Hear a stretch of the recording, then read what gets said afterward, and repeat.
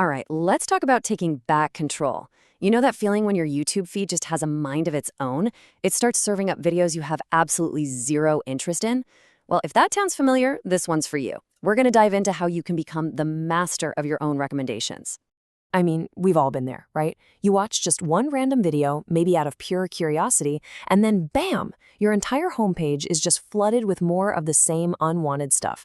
It really feels like the algorithm has completely misunderstood who you are. So you gotta ask, does YouTube really know you? Or is it just kinda guessing based on some pretty shaky data? Well, here's the good news. You don't have to just sit there and accept a messy feed. You can actually actively teach the algorithm what you want to see, and maybe even more importantly, what you don't. So let's get our hands dirty and start turning that chaos into a perfectly curated stream of videos you'll actually love. Okay, first things first. Our first stop is the most direct and honestly, the most powerful tool you have. It's all about giving the algorithm clear, direct feedback. Think of this as your first line of defense against those bad recommendations, and believe me, it is incredibly easy to use. So check this out, it's super simple. You don't even have to click on the video. Right there on your homepage, you see something you don't like, just press and hold that thumbnail. A little menu will pop up. If you choose not interested, you're telling YouTube, hey, less of this, please. But if you know for a fact you never want to see stuff from a certain creator again, Don't Recommend channel is your best friend.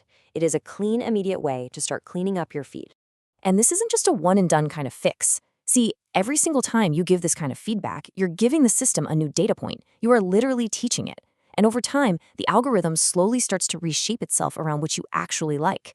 So the key here really is consistency. Just do this for a few days, and I promise you are going to see a huge improvement in your recommendations.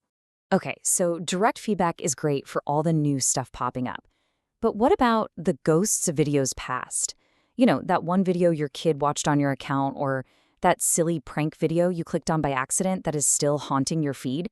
Yeah, it's time to wipe that slate clean. And this just shows you the impact perfectly. On the left, that's the before state. One wrong click and suddenly it's an avalanche of junk. But on the right, that's the goal. A feed that actually gets you, that's filled with stuff that lines up with what you're genuinely interested in. I mean, the difference is night and day, and it's totally achievable just by managing your history. So how do you do it? Simple. Just head over to your watch history in the YouTube settings. From there, you can just scroll through and zap any of the individual videos that are causing the problem. Seriously, deleting these can instantly fix your recommendations. And here's a little pro tip for you.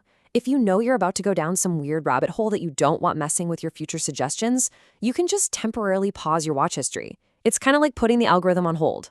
So now that we've covered how to clean everything up by telling the algorithm what you don't like, let's look at a new, way smarter way to engage with the content you do watch.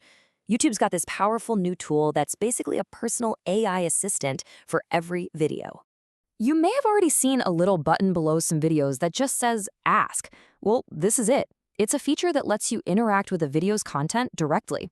So instead of, rewatching parts or scrolling through comments to find an answer, you can just ask the video itself. It's like you're talking to a chatbot that already knows everything about the video. And what you can do with this is pretty amazing. Watching a long tutorial? Ask it to summarize the key points. Watching a cooking video? Ask what ingredients are they using and it'll spit them right out. And the best part? The answers come with clickable timestamps, so you can just jump right to that exact moment in the video. You can even ask it to recommend similar content or, and this is really cool, for educational videos, it can generate a quiz for you to test what you've learned.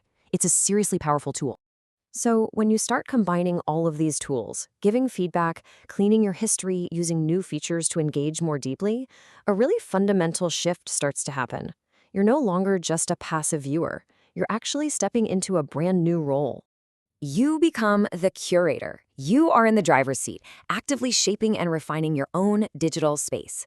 Your homepage starts to become a reflection not of some random clicks, but of your deliberate choices and your real interests. And that's the ultimate takeaway here. You have way more power than you think. So as we wrap this up, I'll just leave you with this question. Now that you have the tools to take command and build a feed that truly works for you, what new interests are you going to explore? What will you teach your algorithm next?